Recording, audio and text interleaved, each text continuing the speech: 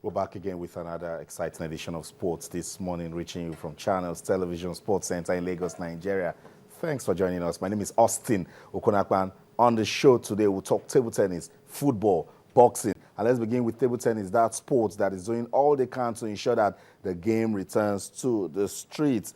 At the Spanish Open, it was a tale of mixed fortunes for Nigeria, as finally Kazim Makonjola recorded his first victory at the ongoing tour tagged the Spanish Open. But for the ladies, Ghanaian Olatunde Aruna failed to overcome India's Shamini Kumaresan in her first group match, despite making several spirited efforts in the encounter, and also Edem Offiong lost her game. Talking about the Spanish Open. Okay, let me tell this now to football. Coach Stephen Keshi says yes, he wants to try new things for the World Cup, but there will be no fresh faces at the World Cup. The big boss says he will not make any new experiments. He will play with the players that he has been working with since taking the job as chief coach of the Super Eagles of Nigeria. Remember, we're still waiting for that list. The Nigerian Football Federation and they've written to the coach that they want to see the list for the Scotland friendly and, of course, the big one in Brazil.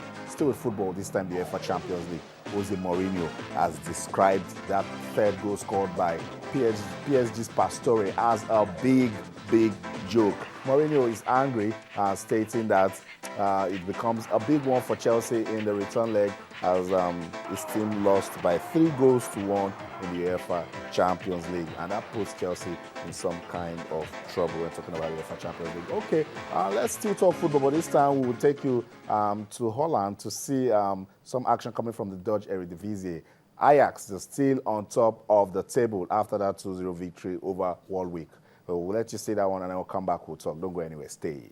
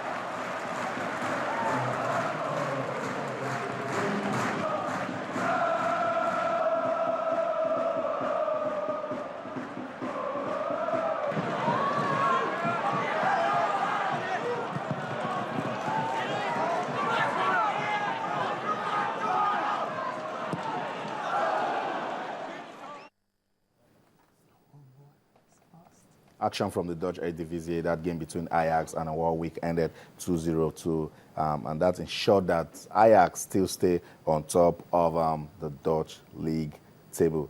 Okay, remember, it's sports this morning on Channels Television, and we always invite you to be part of the show. If you have questions, comments, or suggestions, today we're talking table tennis, we're talking football, we'll also talk boxing, action-packed world of sport. What are you talking about? I'm sure Chelsea fans, they have a word or two for Jose Mourinho and the team are already on social media. A lot of Chelsea fans are saying that Chelsea can bounce back and still qualify for the semis. That's what we want. Action-packed world of sports. On Twitter, we're Channels_sports. On Facebook, we're Channels-sports. Sports this morning on Channels Television. Let's have some fun. Tayo, it's good to have you on the show again. Yeah, great to be here once again. In football, it's never over until it's over. It's not over really until the fat lady sings. So a 2-0 win for Chelsea. At Stamford Bridge, and we'll do the business for them. Yeah, so I can understand why the Chelsea fans still believe. You're amazing. You sounded like PSG just come to look at London Bridge. Yeah, like I said, what I'm saying is it's not really over until it's over. So they have a chance. It's not like they've not lost the tie, really. They've not lost it. Okay. Yeah. I'm sure Chelsea fans will say, yes, Tayo, you're making sense. But I know why Tayo is sounding the way it's sounding, but let's just leave there for Champions League. We'll still come back to that. Let's talk, where should we start from? We're talking from the home scene. I'm seeing the MPFL action back. GYFC has been reinstated into the league, and good way for them to start defeating Enugu Rangers by a single goal. Yeah, very tight game, obviously, and Edo Ocheme got the goal for Giwa in that game. Good way to start your game after all the troubles they've had this season, and according to the LMC, they've met 4 of the requirements that were asked of them, and they say it's a provisional clearance to play in the league. So it's still a good one for them. And the other game for yesterday was Kano Pillars beating Warri Wolves. That was Kano Pillars' first win of the season. And after that terrible performance outing on the continent, they're out of the Champions League now.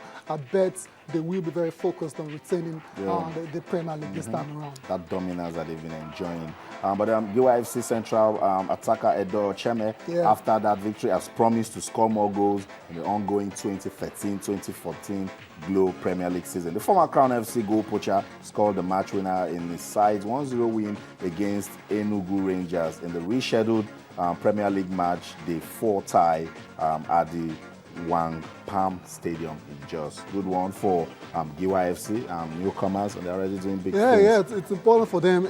It's important for new teams like this to get off to a winning start. And probably it might just boost the confidence and as they go on in the season.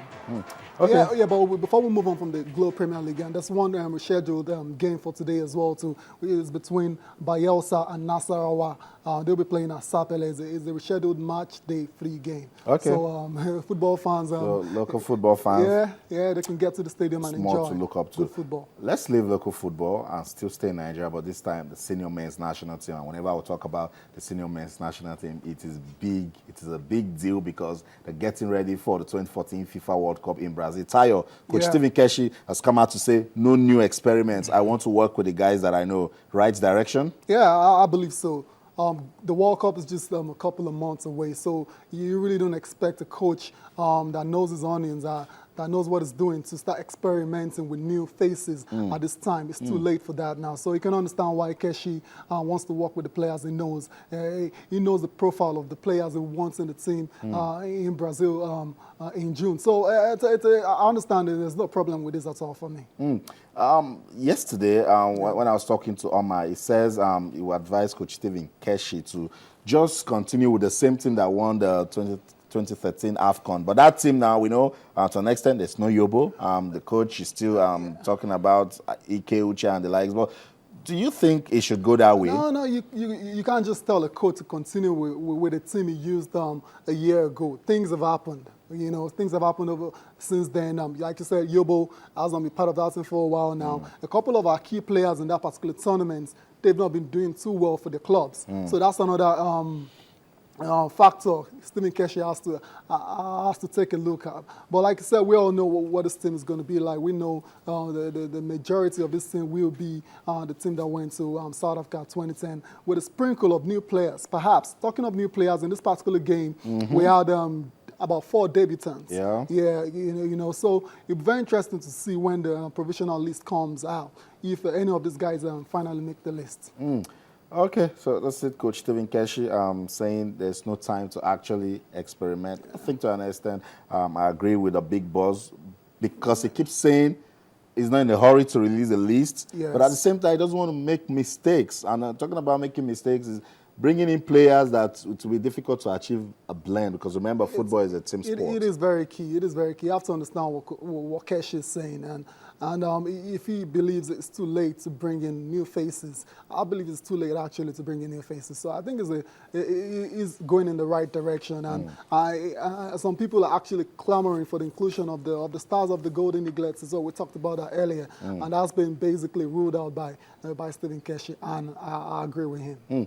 The big boss has shut out any surprises in the expected list of players to be invited for the team's pre-World Cup camp. He has categorically said that there is no room for fresh legs in the Super Eagles as he rests his faith in the squad he has been building in the past 2 years. Okay, but let's do it this way. What's the definition of a fresh face? That's key. Yeah, what does that mean really? Maybe ambiguous. Imo Ezekiel, yeah, you could call that. Yeah, you could call Imo Ezekiel. Yeah, Leon Balogun. Yeah, those are really fresh faces, and they played in the last friendly for Nigeria. But what about a player like Chinedu Obasi? he's been injury-plagued for a while now. But with Keshi, he's a new face. Yeah, you wouldn't call him a new face because he's had like multiple caps for Nigeria, about 26 caps already for Nigeria right now. Keshi. Yeah, but yeah, apparently Keshi's taking a look as well. There have been reports about Keshi actually hailing him for his return to form after that terrible shin bone injury he's had in the past couple of months. So it might make the team. I don't call him a fresh face. Really. That's why I wanted to clarify the meaning and the definition of a fresh face. I'll just quickly take this quote from Coach Stephen Keshi. It says, "We have been trying to build a team since the past 2 years when I came on board. So I don't see any reason why we have to tear the team apart by looking for newer faces to make some people satisfied." Tayo, that's where I want us to, that's the message, to make some people satisfied. Yeah, but that's not the way the game goes. Keshi is not there to make make people satisfied. He's not there to make the media or satisfied. So he's gonna have to go with what he believes and will do the job for Nigeria. And there's a friendly game against Scotland very soon as well too. And that particular match will give us an idea, will give us a clearer picture of the Nigerian players that will make it to Brazil. Okay, so that's it, Sports This Morning on Channels Television. Remember, we also told you that Nigeria had a good start. A tale of mixed fortunes. A good start for the men at the Spanish Open, and then the ladies struggling. Ganiat Olatunde Aruna lost a game, and also Edem Ofyong lost a game. But Aruna, Quadri, and Kazim Makonjola. For Kazim Makonjola, good one, Tayo, because this is his first win at the Opens. He's been having a terrible season, but this is, of course, a confidence booster. Absolutely, morale booster for Kazim. Yeah, he's a youngster. He's still quite new on the scene, so it's good for him to get this win. And usually, when you win this kind of games, it helps you, builds your confidence going into other competitions. And for the ladies, it wasn't such a good day for the ladies, but we hope they can bounce back. It's a 5-day tournament, and action resumes today. So all the best to the Nigerian players. Yeah. I just want to say something like this. Table tennis renaissance is incredible. Like, when was the last time you heard our players going for all these They've been busy. Yeah, it's incredible. Like, you have to give thumbs up to the federation. Yeah, to the federation and Eniton Shady as well. So it's doing a good job when it comes to table tennis. That's it, and that's what we're saying to other sports: get busy, plan, prepare, and then do all you can for development so that glory can come back to Nigerian sports. Sports This Morning on Channels Television. We'll be taking a look at table tennis in Nigeria, football in Nigeria. We'll go on a quick break now. We'll come back. We'll leave that and face the UEFA Champions League. Chelsea fans, what's going on? Jose Mourinho has described that defeat at PSG as a big joke. Can Mourinho do some miracle in a week's time? We'll talk about it when we return. To stay. Shallow going up on the outside. Comes out to Verratti. Hazard was sleeping there. They were lucky, Chelsea. Matuidi. Terry's header. Drops straight for Lavezzi. Fantastic start for PSG. Lavezzi, who hurt Chelsea so much in Naples a couple of years ago, has certainly hurt them here.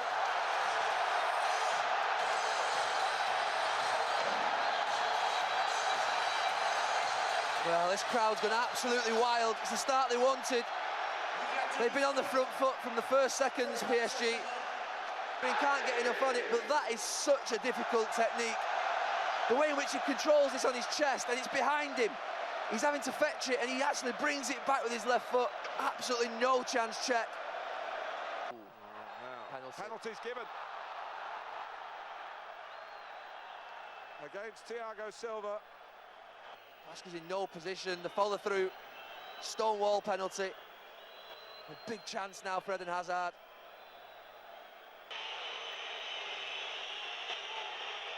Extra pressure in a country where he's so well known. Eden Hazard does the job for Chelsea. 1-1. Now Maxwell. David Lewis coming across.